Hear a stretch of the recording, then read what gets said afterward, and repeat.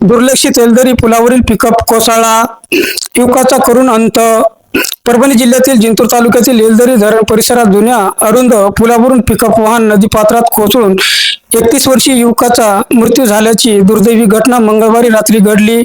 अंकुश रामेश्वर शिंदे राहणार शिंदेफळ तालुका सेनगाव असे मृत युवकाचे नाव आहे.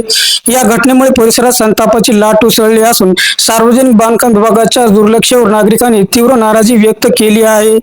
घटनास्थळी असलेल्या नागरिकांकडून मिळालेली अधिक माहिती अशी की अंकुश शिंदे हे जालना येथून आपल्या गावाकडे पिकअप वाहनाने निघाले होते.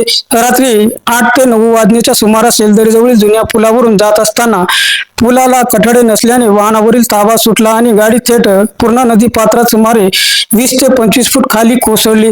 धरणातून विसर्ग सुरू असल्याने नदीला मोठा प्रवाह होता. वाहन पुलाला अडकले, मात्र पाण्याचा वेग जास्त असल्याने चालकाला बाहेर पडता आले नाही. घटना रात्री घडल्याने ती कुणाच्या लक्षात आली नाही. बुधवारी सकाळी पुलावरून ये जा करणाऱ्या नागरिकांना पाण्यात वाहन दिसल्यानंतर अपघात उघडकीस आला.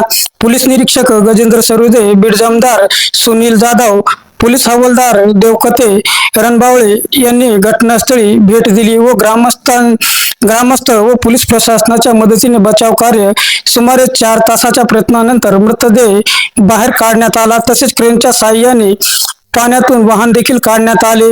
मागील वर्षी धरणातून सोडलेल्या पाण्यामुळे या जुन्या पुलाचे काठडे वाहून गेले होते. तेव्हापासून हा पूल धोकादायक बनला आहे. वारंवार छोटे मोठे अपघात होत असतानाही दुरुस्तीबाबत ठोस उपाययोजना करण्यात आल्या नसल्याची आरोप ग्रामस्थांनी केला आहे.